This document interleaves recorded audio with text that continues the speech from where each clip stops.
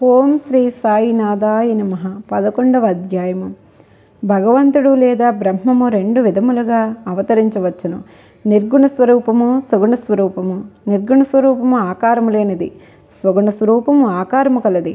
రెండును పరబ్రహ్మము యొక్క స్వరూపములే. మొదటి దాన్ని కొందరు ధ్యానింతురు, రెండవ దాన్ని కొందరు పూజింతురు. భగవద్గీత 12వ అధ్యాయంలో సగుణ స్వరూపము పూజించుటచే సులభము కలదు, కావున దాన్ని అనుసరించునని చెప్పిరి. మనుష్యుడు ఆకారము కలిగి ఉన్నాడు, కావున సహజముగా భగవంతుడు కూడా ఆకారముతో సుగుణ స్వరూపముగా భావించి పూజించుట సులభము. కొంతకాలము వరకు సగుణ స్వరూపమున బ్రహ్మమును పూజించిన గాని మన భక్తు ప్రేమలు వృద్ధి చెందవు. క్రమక్రమముగా ఆ భక్తి నిర్గుణ స్వరూపముగు పరబ్రహ్మోపాయముకు దారితీయను. విగ్రహము, యజ్ఞాన వేదిక, అగ్ని, వెలుతురు, సూర్యుడు, నీరు, బ్రహ్మ ఏడును పూజనీయులు కావు. సద్గురువు వీని అన్నిటికంటే సంతృష్టుడు. అట్టి సద్గురుడైన సాయినాథుని మనం ధ్యానించదుముగాక. వారు రూపుదాల్చిన వైరాగ్యము, నిజభక్తులను విశ్రాంతామము, వారి వాక్కులయందు మనకు గల భక్తియే అవకాశమునుగా మన కోరికలనియు విసర్జించుటయే పూజా సంకల్పముగా చేసి వారిని ఉపాసింతముగాక. కొందరు సాయిబాబా యొక్క భగవద్భక్తులని, కొందరు మహాభాగవతులందరూ, కానీ మాకు మాత్రం బాబా సాక్షాత్తు భగవంతుడు అవతారమే. వారు క్షమాశీలురు, క్రోధరహితులు, రుజువర్తులు, శాంతమూర్తులు, నిత్యులు, నిత్య సంతుష్టులు. శ్రీ సాయిబాబా ఆకారము కనిపించినప్పటికీ వాస్తవమునకు వారు నిర్వాక స్వరూపులు, నిర్వాకారులు, నిస్సంగులు, నిత్యముక్తులు. గంగానది సాగర సంగమం చేయబోటుకు ముందు దారిలో తాపర్తులు చల్లదనాన్నిస్తూ, చెట్లు చేమలకు జీవనాన్ని పోస్తూ, ఎందరో దాహాన్ని తీర్చుచు సాగిపోతున్నట్లనే సాయిబాబా వంటి మహాత్ములు తమ జీవన గమనంలో జనులకు సుఖశాంతులను ప్రసాదించుచు జగత్తుని పావనం చేస్తున్నారు. భగవద్గీత యందు శ్రీకృష్ణుడు మహాత్ములు తన ఆత్మానందముంది తన సజీవ ప్రతిమలనియు తానే వారనియు వారే తాననియు నడివెడవారు. వర్ణింపవలసినవి సచ్చిదానంద స్వరూపమే. షిరిడిలో సాయిబాబా రూపమును అవతరించను. శృతులు బ్రహ్మమును ఆనంద స్వరూపంగా వర్ణించుచున్నవి. ఈ సంగతి పుస్తకములందు చదువుచున్నాము, కానీ భక్తులు ఆ ఆనంద స్వరూపము షిరిడీలోనే అనుభవించిరి. సర్వమునకు ఆధారభూతముకు బాబా ఉపారహితుడు. వారు తమ ఆసనమును కొరకు ఒక గోనె సంచి ఉపయోగించడివారు. భక్తులు దానిపై చిన్న పరుపు వేసి ఆనుగొనుటకు చిన్న బాలేసును సమకూర్చిరి. బాబా తన భక్తుల కోరికను మన్నించి వారి వారి భావనను అనుసరించి తనను పూజించుటకు గట్టిగా అభ్యంతరము చూపకుండెను. కొందరు చామరములతోనూ, కొందరు విసిన కర్రలతోనూ విసురుచుండిరి. కొందరు సంగీత వాద్యములు మ్రోగించుచుండరి. కొందరు వారికి అర్ఘ్యపాద్యములు అర్పించుచుండరి. కొందరు వారికి చందనము అత్తరు పోయిచుండరి. కొందరు తాంబూలములు అర్పించుచుండరి. కొందరు నైవేద్యం అర్పించుచుండరి. షిరిడిలో నివసించున్నట్లు కాంచినప్పటికీ వారు సర్వాంతర్యామి. ఎక్కడ చూచున్న వారియే ఉండేవారు. భక్తులు బాబా యొక్క సర్వాంతర్యామును ప్రతిరోజు అనుభవించుచుండేవారు. సర్వాంతర్యామియగు ఈ సద్గురుమూర్తికి మా వినయపూర్వకంగా సాష్టాంగ నమస్కారములు. తాత్యా సాహెబ్ నోల్కర్ మిత్రుడైన డాక్టర్ పండిత్ ఒకసారి బాబా దర్శనమునకే షిరిడీకి వచ్చెను. బాబాకు నమస్కరించిన పిమ్మట మసీదులో కొంతసేపు కూర్చుండెను. అతనికి దాదా భట్ కేల్కేర్ వద్ద పొమ్మని బాబాకు చెప్పాను. డాక్టర్ పండిత్ అటలనే దాదాభట్ వద్దకు పోయాను. దాదాభట్ అతనికి సగౌరవంగా ఆహ్వానించను. బాబాను పూజించుకున్నట్టుకే పూజా సామాగ్రితో పళ్ళెము దాదాభట్ మసీదుకు వచ్చాను. డాక్టర్ పండిత్ కూడా అతన్ని అనుసరించను. దాదాభట్ బాబాను పూజించను. అంతకు మునుపెవ్వరు బాబా నుదుటిపై చందనమును పోయేటకు సాహసించలేదు. ఒక్క మహల్సియాపతి మాత్రమే బాబా కంఠమును చందనము పోయిచుండేవారు. కానీ ఈ అమాయక భక్తులకు డాక్టర్ పండిత్ దాదాభట్ యొక్క పూజా పళ్ళెమున నుండి చందనమును తీసుకుని బాబా నుదుటిపై త్రిపుండాకారముగా వ్రాసను. అందరికీ ఆశ్చర్యము కలిగినట్లు బాబా ఒక్క మాటైనను అనక ఊరుకుండెను. ఆనాడు సాయంకాలము దాదాభట్ బాబాను ఇట్లా అడిగాను. బాబా, మేమెవరైనా మీ నుదుటిపై చందనం పోయినందున నిరాకరించరే? డాక్టర్ పండిత్ వ్రాయిగా ఈనాడెలా ఊరుకుంటిరి? అందులకు బాగా ప్రశ్నమునగా ఇట్లు సమాధానమిచ్చును. నేనొక ముసలమ్మనని తనొక సద్బ్రహ్ముండని ఒక మహమ్మదీయుడని పూజించుట ద్వారా తాను మైలుపడిపోదురని దురాభిమానము లేకుండా అతడు నాలో తన గురువుని భావించుకుని అట్లు చేసెను. అతని నిష్కల్మ భక్తి నన్ను కట్టిపడివేసినది. అతనికి నేనెట్లు అడ్డు చెప్పగలను?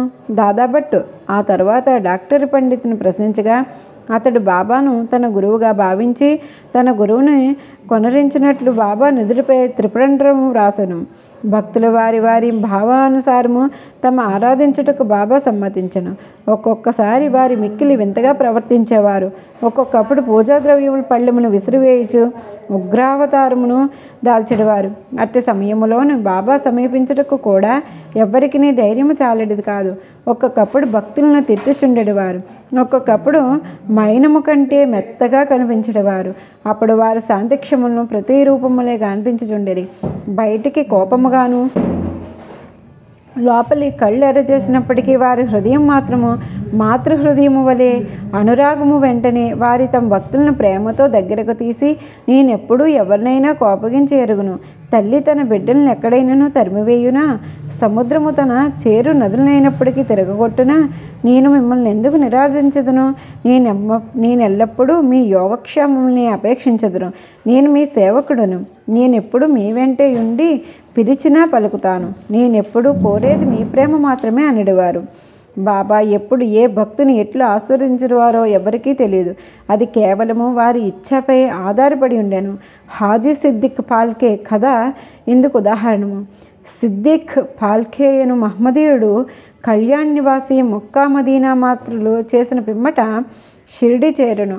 అతడి చావిడి ఉత్తర భాగమున బస చేసెను. 9 దినములు షిరిడీలోనున్నను. బాబా వారిని మసీదులో పాదం పెట్టనివ్వలేదు. అతడు మసీదులో ముందున్న ఖాళీ జాగాలో కూర్చుండెను. పాల్కే మిక్కిలి నిరాశ నిస్పృహలైన లోనయ్యను. ఏమీ చేయుటకు అతనికి తోచకుండెను. నిరాశ చెందవద్దని నందీశ్వరుని ద్వారా వెళ్ళినప్పుడు శివుడు ప్రసన్నుడైనట్లు మాధవరావు దేశపాండే శ్యామ ద్వారా బాబా వద్దకు వెళ్ళి అతని మనోరథమును సిద్ధించని కొందరు భక్తులకు సలహానిచ్చరి. అటు లేయన తన తరపున బాబాతో మాట్లాడమని శ్యామాను పాల్కే వేడుకొను. శ్యామ ఎందులకు సమ్మతించి ఒకనాడు సమయము కనిపెట్టి బాబాతో ఇట్లనెను. బాబా, ఆ ముదసలి హజీని మసీదులో కాలు పెట్టనీయవేళ ఎంతోమంది వచ్చి నిన్ను దర్శించబోచున్నారే, ఆ హజీని మాత్రం ఎందుకు ఆస్వాదించున్నావు? దానికి బాబా ఇట్లు జవాబిచ్చిన. శ్యామ, ఇటువంటి విషయంలో నీవింకా పసివాడువు. నీకు ఇవన్నీ అర్థం కావు. అల్లా ఒప్పుకొనిచే నేనేమి చేయగలను? అల్లా మియా కటాక్షము లేనిచో ఈ మసీదులో పాదం పట్టగలవారెవ్వరు? సరే, నీవు వాని వద్దకు పోయి వానిని భారావి బావి వద్దనున్న ఇరుకు కాలిబాటకు రాగలడేమో అడుగుము. శ్యామ పోయి హాజీని ఈ విషయం అడిగి తిరిగి బాబా వద్దకు వచ్చి హాజీ అందులకు సమ్మతించనని చెప్పెను. 40,000 రూపాయలు 4 వాయిదాల్లో ఇవ్వగలడేమో కనుగోమని తిరిగి బాబా అడిగను. శ్యామ వెంటనే పోయి హాజీ తను 4 లక్షలు కూడా ఇచ్చుటకు సిద్ధముగానున్నాడని జవాబిచ్చును. సరే, మరలా పోయి వాడిని ఇట్లు అడుగు. మసీదులో ఈనాడు మేకను కోసదు. వానికి దాని మాంసము కావాలనో వృషమును కావాలనో కనుగొను. బాబా వారి కొలంబా మసీదులో బాబా భిక్ష చేసి తెచ్చిన పదార్థములన్నీ మట్టి పాత్రలోనున్న చిన్న ముక్కతోనైనా సంతృష్టి చెందుదునని శ్యామ ద్వారా హాజీకి బదులు చెప్పాను. ఇది వినగానే బాబా మిక్కిలి కోపముతో మసీదులో కొలంబా నీటి కుండలను బయటకు విసిరివేసి తిన్నగా చావిడిలో ఉన్న హాజీ వద్దకు పోయి తన కఫిని పైకెత్తి పట్టుకుని తీవ్ర స్వరంతో, నన్ను గురించి ఏమనుకునుచున్నావు? నీవేదో గొప్పవాడివి, పెద్ద హాజీవి, నీ గొప్పలు పోవచ్చు. ఏమేమిటో వర్ణించున్నావే? నా దగ్గర నీ ఆటలు. ఖురాను చదివి నీవు తెలుసుకున్నది ఇదేనా? మక్కా మదీనా మాత్రలు యాత్రలు చేసిన తరులను గర్వంతో నేనెవరో తెలుసుకోలేకున్నావు అనుచు ఏమేమో ఇంకనూ అతన్ని తిట్టి మసీదులోకి మరలి వెళ్ళిపోయాను. బాబా ఆగ్రహావేశంలో చూచి హాజీ గాబరాపడెను. ఆ పిమ్మట బాబా కొన్ని గంపల మామిడి పండ్లను కొని వాటిని హాజీకి పంపిను. తిరిగి హాజీ వద్దకు వచ్చి తన జేబులో నుంచి 55 రూపాయలు తీసి లెక్కపెట్టి హాజీ చేతిలో పెట్టెను. అప్పటి నుంచి హాజీని బాబా ప్రేమదారంతో చూచుచూ భోజనమునకు పిలుచుచుండెను. హాజీ ఆనాటి నుండి తమకిష్టం వచ్చినప్పుడల్లా మసీదులో వచ్చిపోవచ్చుండెను. బాబా ఇంకొకప్పుడు వానికి డబ్బులు ఇచ్చుచుండెను. బాబా దర్బార్లో అతను కూడా ఒకడయ్యను. బాబాకు పంచభూతములను స్వాధీనములను తెలుపు 2 సంఘటనలను వర్ణించిన పిమ్మట ఈ అధ్యాయం ముగించదుము. ఒకనాడు సాయంకాలము షిరిడీలో గొప్ప తుఫాను సంభవించెను. నల్లని మేఘములు ఆకాశమును కప్పెను. గాలి తీవ్రము వీచెను. ఉరుములు మెరుపులతో కుంభవృష్టి కురిసెను. కొంతసేపటిలో నేల ఎంతయు జలమయమయ్యను. పశుపక్షాది జీవకోటితో సహా జనులందరూ మిక్కిలి భయపడిరి. షిరిడీ గ్రామంలో కొలువైన శని శివపార్వతుల మారుతి ఖండోబా మొదలైన దేవతలెవ్వరూ వారిని ఆదుకొనలేరు. కావున వారందరూ మసీదుకొచ్చి బాబాను శరణుజొచ్చిరి. తుఫాను ఆపివేయడని బాబాను వేడుకొనిరి. ఆపదలో నన్ను జనులు చూచి బాబా మనస్సు కరిగెను. వారు బయటకు వచ్చి మసీదు అంచున నిలబడి బిగ్గరగా, ఆగు, నీ తీవ్రత తగ్గించు, నెమ్మదించుము అని గర్జించిరి. కొన్ని విషయంలో వర్షము తగ్గెను. గాలి వీచుట మానెను. తుఫాను ఆగిపోయెను. చంద్రుడు ఆకాశంలో కనిపించెను. ప్రజలందరూ సంతృష్టి చెందిరి. వారి వారి గృహములకు పోయిరి. ఇంకొకప్పుడు మిట్ట మధ్యాహ్నము దునిలో మంటలు అపరిమితముగా లేచెను. మంటలు మసీదు కప్పుకున్న దూలమును తాక్కున్నట్లు ఎగియుచుండెను. మసీదులో కూర్చున్న వారికి ఏమీ చేయుటకు తోచలేదు. దునిలోని కట్టెలు తగ్గింపుడు కానీ, నీళ్లు పోయేట మంటలు కానీ, చల్లార్పుడు కానీ, బాబాకు సలహానిచ్చుటకు కానీ భయపడుచుండిరి. వారి భయాందోళనతో బాబా వెంటనే గ్రహించి తమ సటకాతో ప్రక్కనున్న స్తంభంపై కొట్టుచు, దిగు దిగు, శాంతించు అని ఒక్కొక్క సటకా దెబ్బకు కొంచెము కొంచెముగా చొప్పున మంటలు తగ్గిపోయి దుని యథాపూర్వముగా మితముగా మండసాగెను. భగవదావతారమైన శ్రీ సాయినాథుడట్టి వారి పాదములపై పడి సాష్టాంగ నమస్కారం చేసి సర్వస్వ శరణాగతి వేడిన వారెల్లరూ వారు కాపాడెదరు. ఎవరైతే భక్తి ప్రేమలతో ఈ అధ్యాయంలోని కథలను నిత్యము పారాయణ చేసెదరో వారి కష్టములన్నీ నుండి విముక్తులగుదురు. అంతేగాక సాయి అందే అభిరుచి భక్తి కలిగి త్వరలో భగవత్ సాక్షాత్కారం పొందరు. వారి కోరికలన్నీ నెరవేరి తుదకు కోరికలు లేని వారే భుక్తి నొందిరి. 11వ అధ్యాయం సంపూర్ణం. సద్గురు శ్రీ సాయినాథార్పణమస్తు. శుభం భవతు. శ్రీ సచ్చిదానంద సమర్థ సద్గురు సాయినాథ్ మహారాజ్ की जय।